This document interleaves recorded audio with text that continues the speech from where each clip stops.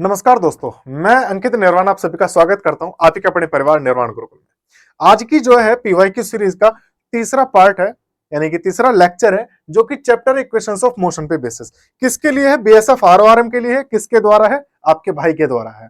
अब बात करते हैं थोड़ा सा कि क्वेश्चन कहां मिलेंगे और हमें अगर कोई वैकेंसी की अपडेट चाहिए तो वो कहां मिलेगी। मेरे दोस्त, अगर आपको किसी भी टाइप की वैकेंसी की अपडेट अगर आपको चाहिए, निर्वाण गुरुकुल को ज्वाइन कर लीजिएगा।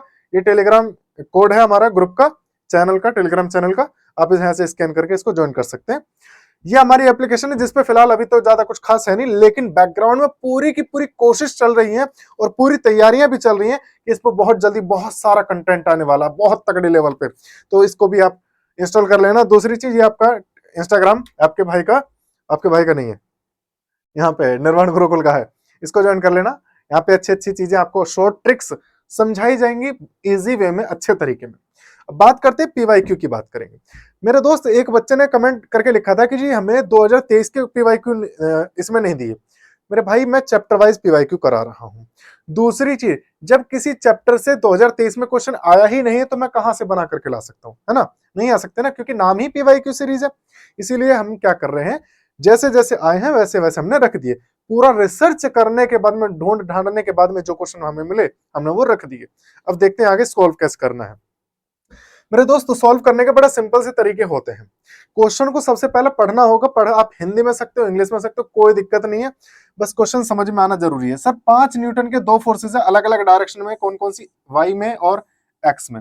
मैंने लिखा 5 न्यूटन, यहां पर लिखा मैंने 5 न्यूटन। इसको सॉल्व करने के लिए बोल रहा है कि जी उसका मैग्नीट्यूड चाहिए और डायरेक्शन चाहिए। मैग्नीट्यूड और डायरेक्शन। मैग्नीट्यूड आप निकालोगे इस फॉर्मूले से, जिसको आप लिखते हो क्या, R equals to under root A square plus B square plus 2ab cos theta. Theta की जगह पर यहां पर लिखेंगे जी दोनों के बीच में कितना एंगल है। कितना एंगल है? 90 डिग्री। cos 90 की वैल्यू 0 होती है। तब आप लिखेंगे कि 5 का स्क्वायर प्लस 5 का स्क्वायर प्लस का 0। आपके पास में वैल्यू बनेगी आर की रिजल्टेंट की, यानी कि मैग्नीट्यूड आपके पास बचेगा ओवरऑल 5√2। यानी कि जो आपके पास में ऑप्शन बचता है वो ए और बी, इन दोनों में से कोई सा एक बचेगा। बात करते हैं डायरेक्शन कैसे निकालेंगे। दो तरीके हैं डायरेक्शन निकालने के भी, या तो आप फॉर्मूले से निकाल लीजिए या फिर सिंपल सिंपल प्रैक्टिकली। कैसे? कि जी दो फोर्स सेम मैग्नीट्यूड के हैं तो जो भी रिजल्ट आएगा ना, जो भी इनका रिजल्ट आएगा वो ठीक बीच में जाएगा, 45 डिग्री पर जाएगा, ठीक बीच में। वरना आपको पता ही है कि रिजल्टेंट हमेशा ज्यादा वाले फोर्स की तरफ बेंड हो जाता है या ज्यादा वाले फोर्स की तरफ झुक जाता है। लेकिन यहाँ तो दोनों ही बराबर है तो ठीक बीच में से जाएगा 45 डिग्री पे। और 45 डिग्री को मेरे दोस्त लिखा जाता है पाई/4। अगर ऐसे भी समझ में ना आए आपके, तो आप दूसरा तरीका ये लगा सकते हैं कि जी टेन फाई बोले तो कि जी नीचे वाले से कितना डिग्री है? 5। यहाँ पर आप लिखेंगे बी साइन थीटा ओवर ए प्लस बी कॉस थीटा। इस फॉर्मूले में वैल्यू पुट करके आप निकाल सकते हो। साइन थीटा, साइन 90 की वैल्यू 1 और cos थीटा cos 90 की वैल्यू 0। तो यानी कि बी बोले तो 5 अपॉन में 5 प्लस 0, तो 5/5 यानी कि 1 और 10 फाई बराबर 1 कब आएगा? जब फाई की वैल्यू पाई/4 होगी, यानी कि 45 डिग्री आपका करेक्ट ऑप्शन हो जाएगा ये वाला।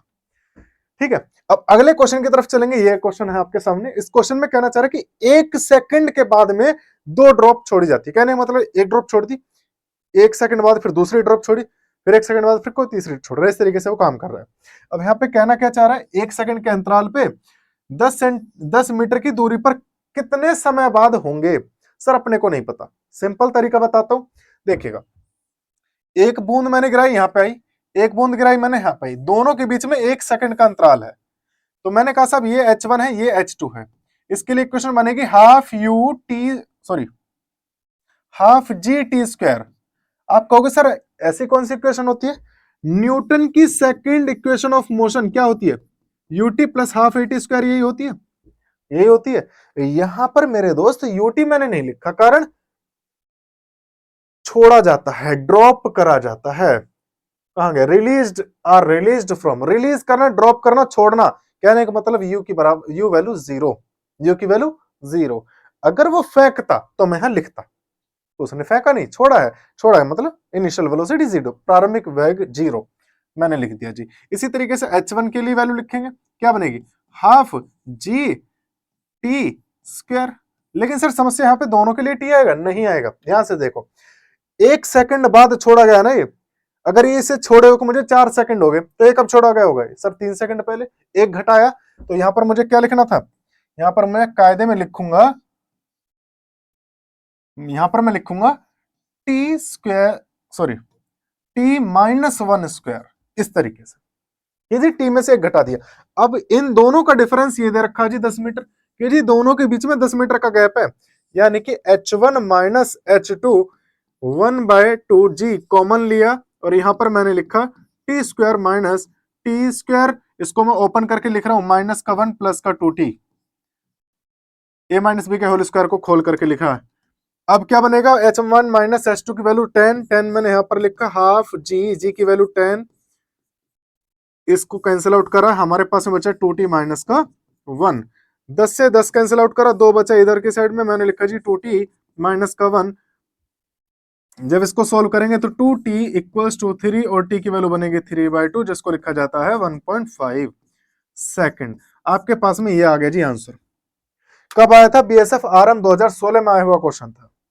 समय कम हो, अगर आपके पास में बिल्कुल कम समय हो, तो सिंपल सिंपल सा लॉजिक लगाना मेरे दोस्त, ये इक्वेशन लगा देना बस।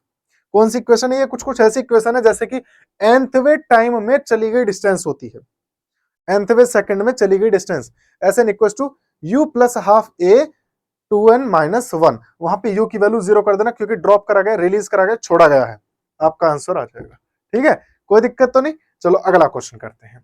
जमीन से टकराने से ठीक पहले, कोई चीज जमीन से टकरा रही है, उससे ठीक पहले, टकराने से जस्ट पहले, ठीक है, 0.5 किलोग्राम के पिंड यानी कि बॉडी, कोई भी बॉडी है वो इतने मास की है, उसकी काइनेटिक एनर्जी इतनी थी। मेरे दोस्तों ध्यान से समझना, प्रैक्टिकली बात समझाऊंगा। मेरे पास में ये बॉल ही, अब ये बॉल नीचे आते आते आते आते यहां पे टकराने से जस्ट पहले, इसमें कितनी काइनेटिक एनर्जी? 980 जूल। ये काइनेटिक एनर्जी कहां से आई थी सर? काइनेटिक एनर्जी आती है पोटेंशियल एनर्जी से, है ना? हाँ, तो कहने का मतलब ये है कि कहीं ना कहीं इसकी जितनी पोटेंशियल एनर्जी होगी वो सारी की सारी कन्वर्ट हो गई थी काइनेटिक एनर्जी में।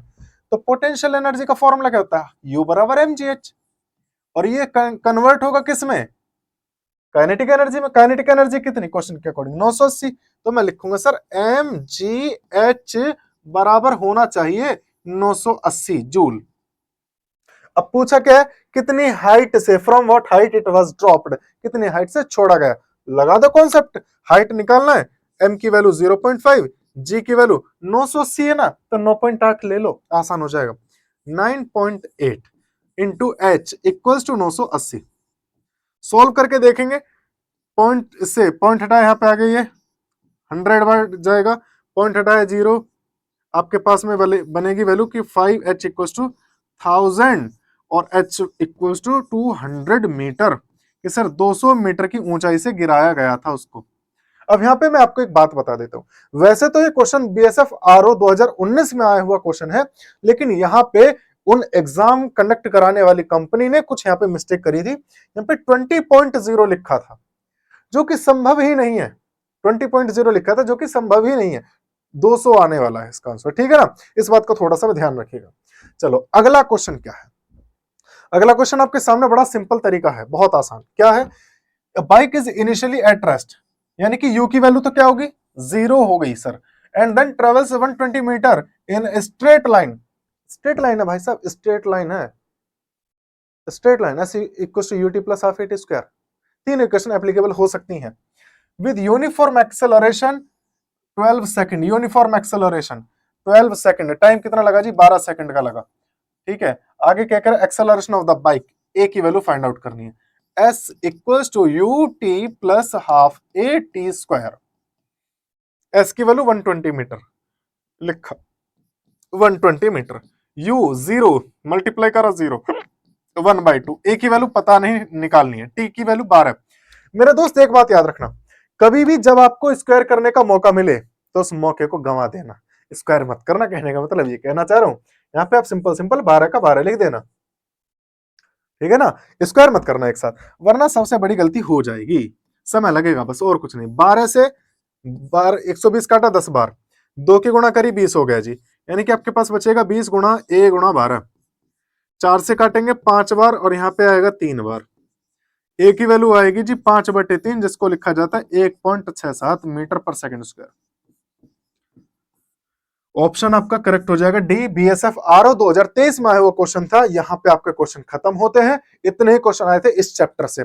दूसरी चीज काम की बात मैं आपको बता देता हूं, हमारे ही निर्वाण गुरुकुल परिवार में बीएसएफ आरओ आरएम के लिए फिजिक्स की पूरी रेगुलर क्लासेस चल रही है, डेली चल रही है, लाइव चल रही है सुबह के 8 बजे।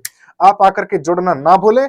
एक बार जरूर से, इस वाले चैनल पे नहीं, दूसरे चैनल पे एक बार जरूर से आकर के देखें। अगर अच्छा लगे तो चैनल को शेयर, सब्सक्राइब, लाइक जरूर करना। ना अच्छा लगे कोई बात नहीं, कमेंट करके बता देना जी कमी कहां पर रही, सुधार लेंगे। तब तक के लिए फिर मिलते हैं, मुलाकात करते हैं आपसे। जय हिंद, जय भारत।